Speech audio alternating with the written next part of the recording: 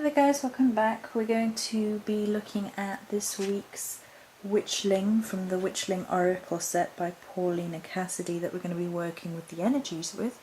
So this is going to be introducing the card that we are looking at, we being me, myself and I. I shuffled the deck after I had completed this week's video, which will be up already. And this is the one that I pulled. Motivation. It's funny actually, it's actually perfect. So on the card it says, motivation kindles the passion and energy needed in working towards your goals. It really does follow on from the lessons of last week. It's quite amusing. So we're going to read from the book. When Hibiscus sees something she wants, she actively pursues her desire. She doesn't rely on just hope and a prayer. Motivation adds fuel to her fire. Motivation is that inner power of energy that cultivates the seeds of ambition. As one of the most important keys to success, motivation is the initiative and willingness to take action. Energizing the spirit with goal-orientated energy, motivation sets the mind in motion with focus and concentration. Make time for yourself each day to plan and work towards your goals, and your life will change for the best. Be persistent in your actions and receive all achievements with gratitude and celebration. And then there are some spells. Is that just the spells? I don't want to know the spells because I will try and work for my own. Yeah, I think that's just the spells now. Yeah. Okay, so that's the meaning from the Witchling book, and we're going to have a look at the card and my own thoughts.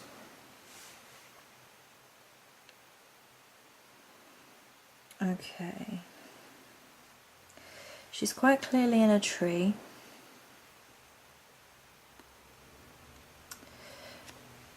At the very top end of a tree by the looks of it. So,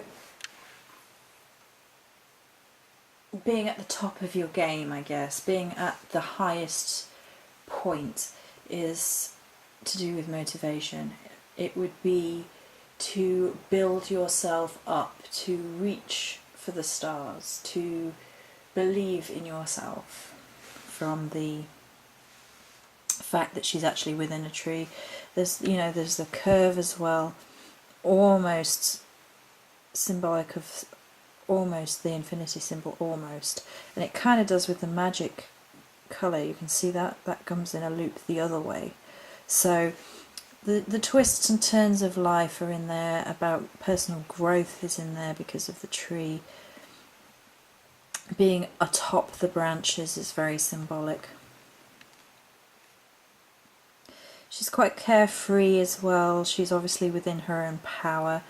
You have a lot of reds and oranges, so there's definitely a fiery energy to her, which is mentioned in the book, about bringing in your own fire to things. Fire magic is a really great form of energizing magic. So if you think things that go along with fire magic as well as solar magic and things of the appropriate colour. So you have, your solar magic, your citrines, your sunstones, and that's all about self-empowerment, about re-energising, revitalising, about get up and go. We've got Letha approaching, of course, this week, so having a fiery motivational card taps into that energy beautifully.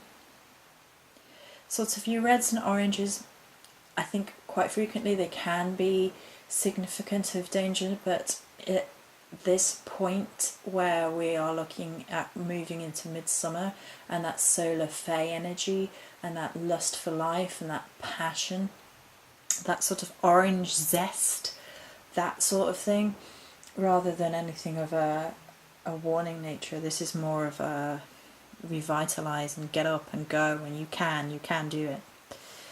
She's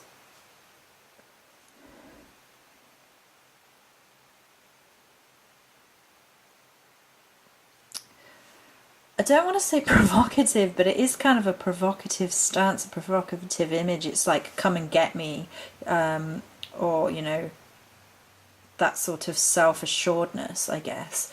Like, whatever the world throws at me, come get me, I can deal with it, I can, sort of resonates from this card because of the whole almost carefree attitude. It's almost a little bit aggressive, the pose. It's almost, you know, what? Like, you know you can, so get on with it. That sort of energy.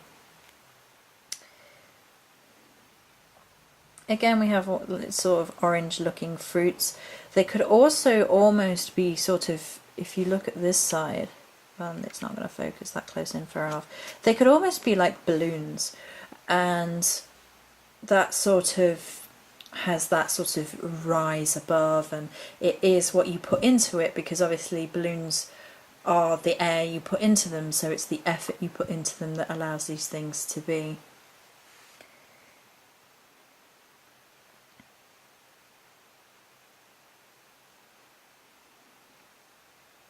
The broom here is steadying. It's upside down rather than being sat on or anything, so it's almost very reminiscent of wands, particularly in my Wild Unknown deck. It does remind me of the wands in the tarot deck, particularly with regards to the archetypes of it's not knights and things in the Wild Unknown, it's sons and daughters and things, and quite frequently it's sort of an authoritative thing that the wand is straight down the middle like that. So rather than it being a barrier, it's more like a staff or one of the wands, and obviously the wands are, in the tarot anyway, fiery. Heat, warmth, ambition,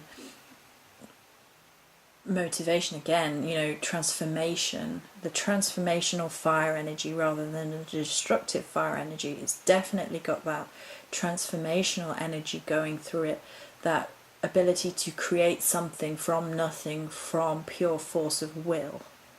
I think that's very much what the motivation feels to me in this card.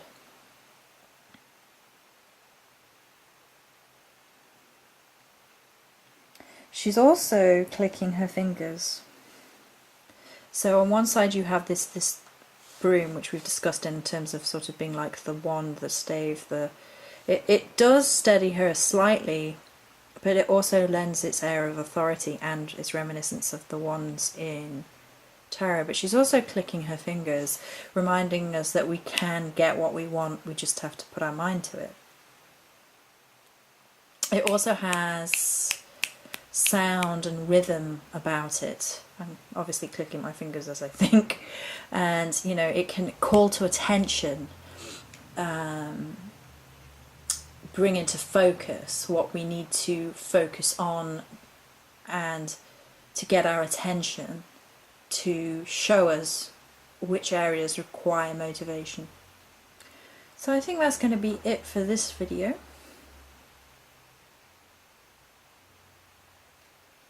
Many blessings.